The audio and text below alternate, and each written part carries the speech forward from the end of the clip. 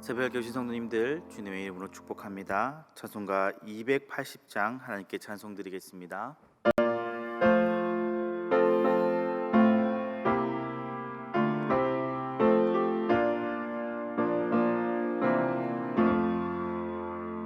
전부 여의시옵소서. 손 들고 옵니다. 주 나를 외면하시면 나 어디 가리까. 내 죄를 씻기 위하여 피 흘려 주시니 곧 회개하는 마음으로 주 앞에 옵니다. 처음부터 계신 주께서 영죽을 여인을 보혈로 구해 주시니 그 사랑 한없네. 내 죄를 씻기 위하여 피 흘려 주시니 곧 회개하는 마음으로 주 앞에 옵니다. 나의 수치함으로 큰 권능 받아서 주와 함께 구한 모든 것 늘 얻겠습니다. 내 죄를 씻기 위하여 피 흘려 주시니 곧 회개하는 마음으로 주 앞에 옵니다. 아멘. 함께 시간 기도 제목 가지고 함께 하나님께 찬송 드리겠습니다. 오늘은 수요일입니다. 수요 기도회가 있습니다. 하나님 아버지 함께하여 주셔서 주님의 은혜를 내려주시옵고 오늘도 수요일 밤 주님께서 예비해 두신 그 은혜들이 하나도 망비되는 일 없이 우리에게 온전히 다 내리게 하여 주시옵소서. 특별히 세우신 구본영 목사님 위에 주님께서 함께하여 주시옵고 말씀을 전할 때 그 말씀이 우리에게 감동이 되고 은혜가 되게 하여 주시옵소서. 또 한 가지 기도해 주실 때 우리 목회 비전을 두고 함께 기도드리겠습니다. 열정과 감동으로 예배드리는 교회 되게 하여 주시옵소서. 정말 예배가 살아 주님께서 살아 역사하시는 주의 말씀이 살아 역사하시는 그러한 예배와 감동이 있는 그런 교회 되게 하여 주시옵소서. 우리 함께 시간 기도 제목 가지고 함께 이 시간 기도드리겠습니다. 살아가는 가 풍성하신 하나님 아버지 너무나 감사드립니다. 오늘 우리에게 수요일을 허락하여 주시고 너무나 감사드립니다. 하나님 아버지 오늘 또 수요 기도회로 모이게 될 것인데 하나님 아버지 은혜를 더하여 주시옵소서. 하나님 아버지 일주일의 중간에 있는 수요 기도회를 참조하여 하나님 아버지 올해를 화요일 수요일 우리의 삶을 돌아보게 하시고 또 하나님 아버지 말씀으로 하나님 아버지 목요일 금요일 토요일을 주님 아버지여 지낼 수 있도록 하나님 아버지 수요 기도 가운데 주님께서 은혜를 더하여 주시옵고 하나님 아버지여 하나님 아버지 말씀을 통하여 우리에게 은혜를 더하여 주시기를 주여 간절히 원합나이다. 세우신 구본영 목사님 위에 주님께서 은혜를 베풀어 주시옵고 말씀을 전하실 때 그 말씀이 능력이 되게 하시고 은혜가 되게 하시고 우리에게 하나님 아버지 그 능력이 되기를 주여 간절히 빌고 나오니 아버지 하나님 아버지여 수요 기도 가운데 주님께서 은혜를 더하여 주시고 함께하여 주시고 주의 복에 도움을 더하여 주시는 하나님 위에 시게 되기를 주여 간절히 빌고 나오니 하나님 아버지 우리에게 예배 주신 그 은혜들이 우리에게 다 들어있도록 감하게서는 뜻하지 않게 하시고 하나님께서 은혜를 베풀어 주시기를 주여 간절히 빌고 나옵나이다. 하나님 아버지 우리 교회가 주님 앞에 열정과 감동으로 예배드리는 교회 되기를 주여 간절히 빌고 나오니 하나님 아버지여 하나님 하나님 아버지 열정과 감동으로 예배드린 교회 되게 하여 주시옵소서. 신령과 진정으로 예배드린 교회 되게 하여 주시옵소서. 예배가 점점 사라져가고 모이기가 폐해가는 하나님 아버지 교회 가운데, 하나님 아버지 시대 가운데 하나님 아버지여, 오늘 이 열정과 감동으로 신령과 진정으로 예배드린 교회를 주의가 들을 변하오니 아버지 은혜를 다해 주시고 함께하여 주시옵소서. 은혜를 베풀어 주시옵소서.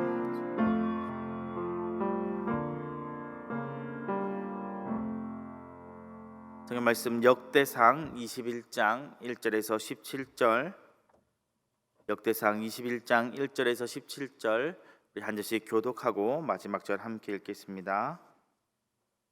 사단이 일어나 이스라엘을 대적하고 다윗을 충동하여 이스라엘을 계수하게 하니라. 다윗이 요압과 백성의 지도자들에게 이르되 너희는 가서 브에셀부터 단까지 이스라엘을 계수하고 돌아와 내게 보고하여 그 수요를 알게. 요압이 아뢰되 여호와께서 그 백성을 지금보다 100배나 더하시기를 원하나이다. 내 주 왕이여, 이 백성이 다 내 주의 종이 아니나이까? 내 주께서 어찌하여 이를 명령하시나이까? 어찌하여 이스라엘이 범죄하게 하시나이까 하나. 왕의 명령이 요압을 재촉한지라.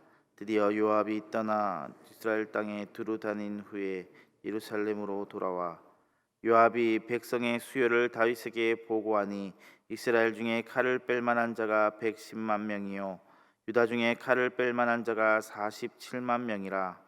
요압이 왕의 명령을 마땅치 않게 여겨 레위와 베냐민 사람은 계수하지 아니하더라. 하나님이 이를 악하게 여기사 이스라엘을 치심에 다윗이 하나님께 큰 죄를 범하였나이다. 이제 간구하옵나니 종의 죄를 용서하여 주옵소서. 내가 심히 미련하게 행하였나이다 아니라. 여호와께서 다윗의 선견자 갓에게 말씀하여 이르시되 여호와의 말씀이 내가 네게 세 가지를 내어 놓으리니 그 중에서 하나를 내가 택하라. 내가 그것을 네게 행하라 하셨다라 한지라. 갓이 다윗에게 나아가 그에게 말하되 여호와의 말씀이 너는 마음대로 택하라. 혹 3년 기근이든지 혹 내가 석 달을 적군에게 패하여 적군의 칼에 쫓길 일이든지 혹 여호와의 칼 곧 전염병이 사흘 동안 이 땅에 유행하며 여호와의 천사가 이스라엘 온 지경을 멸할 일이든지 하셨나니 내가 무슨 말로 나를 보내신 이에게 대답하실지를 결정하소서 하니 다윗이 갓에게 이르되 내가 공령에 빠졌도다. 여호와께서는 긍휼이 심히 크시니 내가 그의 손에 빠지고 사람의 손에 빠지지 아니하기를 원하나이다 하는지라.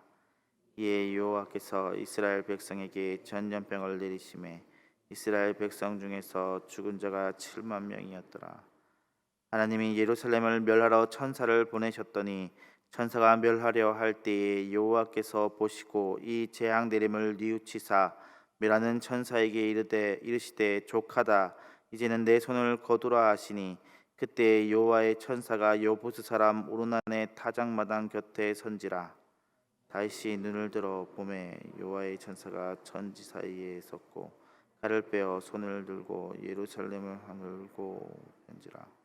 다윗이 장로들과 더불어 굴을 땅에 대고 하겠습니다. 하나님께 아뢰되 명령하여 백성을 계수하게 한 자가 내가 아니나이까? 범죄하고 악을 행한 자는 곧 나이니이다. 이 양떼는 무엇을 행하였나이까? 청하건대 나의 하나님 여호와여, 주의 손으로 나와 내 아버지의 집을 치시고 주의 백성에게 재앙을 내리지 마옵소서 하니라. 아멘. 어제 강 목사님과 보신 대로 인생의 정점에 있었던 다윗은 점점 교만을 자기 머리에 쓰기 시작합니다. 이 대승을 거두면서 하나님께서 자신을 승리케 하셨다는 생각은 점점 사라지고 자신이 승리했다 생각하기 시작합니다. 승승장구하여 유다를 부강하게 만들어 인생의 최고 정점에 있었던 다윗은 교만의 왕관을 머리에 쓰고 오늘 실패하게 됩니다. 사단은 다윗의 그러한 마음의 상태를 알았든지 1절을 보시면 그를 충동질하지요. 베드로전서 5장 8절은 우리에게 이야기합니다. 근신하라, 깨어라, 너희 대적 마귀가 우는 사자와 같이 두루 삼킬 자를 찾나니 그렇습니다. 우리 대적 사단은 항상 우는 사자와 같이 우리를 삼키려 그야말로 호시탐탐 노리고 있습니다. 하나님께서 성전을 만들기를 허락하지 않으시면서 그러나 너의 왕조가 영원할 것이라 약속하시고 언약해 주실 때에 다윗은 내가 무엇이기에 나와 내 집이 무엇이기에 이런 일을 베푸시냐고 하나님 앞에 자신을 한껏 낮추어 자신에게 행하신 하나님의 놀라운 일을 높이고 찬양하였습니다. 그러한 다윗의 모습은 온데간데 없고 오늘 다윗은 명령하기를 이스라엘 백성들을 계수하라고 하였습니다. 인구조사가 무슨 큰 죄인가 생각하실 분도 있으실 것입니다. 하지만 3절에서 요압이 인구조사를 하려는 다윗을 말리고 6절에도 이를 마땅치 않게 여겨 이 레위와 베냐민을 인구조사 대상에서 빼어버렸다는 것으로 당시 이스라엘에서도 통상적으로 이것은 좋지 못한 행동이라는 것을 보여주고 있습니다. 무엇보다도 7절에 명확하게 하나님께서 이 일을 악하게 행하셨다 성경은 기록하고 있습니다. 왜 그렇습니까? 고대 사회에서 인구 조사를 하는 목적은 백성들에게 군 복무 또는 강제 노역을 시키거나 세금을 징수하기 위해서입니다. 따라서 백성들에게 좀 더 많은 노동력과 군사력과 자금을 얻기 위한 수단이기 때문에 백성들은 좋아하지 않았습니다. 신명기 17장에는 왕에 대한 규례를 하나님께서 주셨는데 왕은 병마를 많이 두지 말며 은금을 많이 쌓지 말라고 하셨는데 이 인구조사는 이 규례를 어기기 위한 전초 단계이기 때문입니다. 동시에 이는 하나님보다 자신의 군사력을 더 의지하는 마음이 있습니다. 내가 동원할 수 있는 군사력이 어느 정도인지 가늠해 보는 것이죠. 우리 토요일 날 본문을 같이 보셨던 본문을 보시면 다윗이 승리하고도 이 전리품으로 얻은 군마들의 힘줄을 끊으셨던 것을 기억하실 것입니다. 그것은 왜 군마들의 힘줄을 끊었습니까? 내가 이것을 의지하지 않겠다. 내가 군사력을 의지하지 않겠다. 하나님만 의지하겠다는 이 다윗의 마음이었는데 그때와 정반대의 일이 벌어지고 있는 것입니다. 또 이러한 인구조사는 자신이 이룩한 결과를 살피는 것이기도 합니다. 내가 이 정도나 이루었구나. 내가 이 나라를 이만큼 키웠구나. 그 결과를 보면서 스스로 만족하기 위한 것이기도 합니다. 이 모든 것을 내가 이루었구나. 나의 나된 것은 다 하나님의 은혜라고 고백했던 그 다윗의 모습은 온데간데 없고 지금 다윗은 그 정반대의 행보를 걷고 있는 것입니다. 더 나아가서 이렇게 생각할 수도 있을 것입니다. 자, 내가 이제 이만큼 이루었구나. 나에게 이제 이만큼의 힘이 있구나. 이제 내가 이것으로 더 큰 힘을 가져보자. 내 나라를 더 크게, 더 부강하게 만들어 보자. 내가 이 정도 힘이 있으니 이제 내 나라를 더 크게 만들 수 있을 것이다. 다윗의 인간적인 계산과 욕심이 인구조사에서 드러나고 있는 것입니다. 그렇기에 그의 신하 요압이 이를 말렸음에도 불구하고 이 4절을 보시면 왕의 명령이 요압을 재촉하였다라고 하고 있습니다. 이 재촉하였다는 단어는 하자크인데 강하다, 꽉 잡고 있다는 뜻으로 강압적으로 혹은 강요하다라는 뜻으로 쓰일 수 있습니다. 다윗은 요압의 만류에도 인구조사를 그에게 강압적으로 명령했다는 뜻입니다. 사랑하는 성도님들, 근데 오늘 1절 말씀을 보시면 이런 다윗의 행동에 대해 사탄이 충동했다라고 이야기하고 있습니다. 이 충동이라는 것은 마음속에 아무 생각이 없는데 그러한 생각을 넣었다는 뜻이 아닐 것입니다. 원래 가지고 있었지만 억누르고 있었지만 그것이 터져 나온 것이죠. 그렇습니다. 좀 전에 말씀드린 것처럼 사단은 호시탐탐 우리를 노리고 있습니다. 우리가 조금이라도 하나님으로부터 멀어지거나 교만한 마음을 품을 때 우리 안에 있는 것이 결국은 우리 안에 있던 그 죄성이 결국은 행동으로 옮겨지게 되는 것입니다. 다윗의 행동에 대해 하나님께서는 이스라엘을 치신 것으로 응답하셨습니다. 치셨다는 말은 재앙을 내리셨다는 말씀입니다. 근데 이 어떠한 재앙인지는 구체적으로 언급되고 있지 않습니다. 하지만 다윗은 그 재앙이 닥치자마자 자신이 잘못했고 하나님께서 자신의 잘못으로 인해 진노하신 것임을 깨닫고 다시금 자신을 종이라 부르며 용서해 달라고 회개하고 자복합니다. 반대로 하나님께서 치시지 않으셨다면 다윗은 자신의 죄를 깨닫지 못했을지도 모릅니다. 즉각적으로 하나님께서 우리의 삶 가운데 치시는 것은 어찌 보면 은혜인지도 모르겠습니다. 우리가 죄를 행하였을 때 더 심해지지 않고 깨달을 수 있는 그러한 기회가 되기 때문입니다. 이렇게 다윗은 하나님께서 치시자마자 손 들고 주님 앞에 나아옵니다. 다윗이 항복하고 손들며 나아오자 하나님께서는 선지자 갓을 통해 3가지 재앙을 제시하셨습니다. 3년간 기근이 들거나 다윗이 3달간 적군의 손에 쫓기거나 3일 동안 이스라엘의 전염병이 돌게 하거나 이 3가지 중에 네가 한 가지를 택하라 선택지를 주십니다. 이에 13절을 보시면 다윗은 하나님의 긍휼에 기대며 사람의 손이 아닌 하나님의 손에 의해 벌을 받기를 원합니다. 전염병을 택하겠다는 뜻입니다. 아마도 이것을 택한 이유는 지금껏 그가 경험한 하나님께서는 자비로우신 분이셨기 때문에 그렇게 극심한 전염병을 보내시지 않을 것이다 다윗은 생각했던 것 같습니다. 그러나 그의 생각과 다르게 전염병으로 7만 명이나 되는 사람이 죽습니다. 다윗은 자신의 범죄와 잘못된 선택으로 백성을 7만 명이나 죽게 만든 무능하고 잔인한 왕이 되었습니다. 성경을 같이 읽으셨지만 사실 이것도 하나님께서 자비를 베풀어 주셨기 때문에 이 정도에서 그친 것입니다. 15절에 하나님께서 재앙을 내리시는 천사를 멈추셨습니다. 중간에 보시면 이 재앙 내림을 뉘우치시사라고 되어 있는데 사실 후회하고 유감스럽게 생각하셨다라는 뜻으로 많은 백성의 죽음을 안타깝게 여기시고 속상하게 여기셨다라는 뜻입니다. 다윗의 범죄로 인해 이 벌을 내리시긴 하셨지만 원래 이스라엘은 하나님의 백성이기 때문입니다. 그래서 예루살렘 전체를 멸망시킬 작정으로 이 천사를 내보내셨지만 마음을 돌이키셔서 이제 족하니 멈추라고 하신 것입니다. 하나님께서는 정말로 자비가 많으시고 노하기를 더디한 분이십니다. 다윗은 그제야 자신의 선택이 잘못되었다는 것을 깨달았습니다. 그가 선택해야 되는 것은 사실 2번째였습니다. 스스로가 고생하고 대적에게 쫓기는 벌 말입니다. 왕은 백성을 희생시키는 존재가 아닙니다.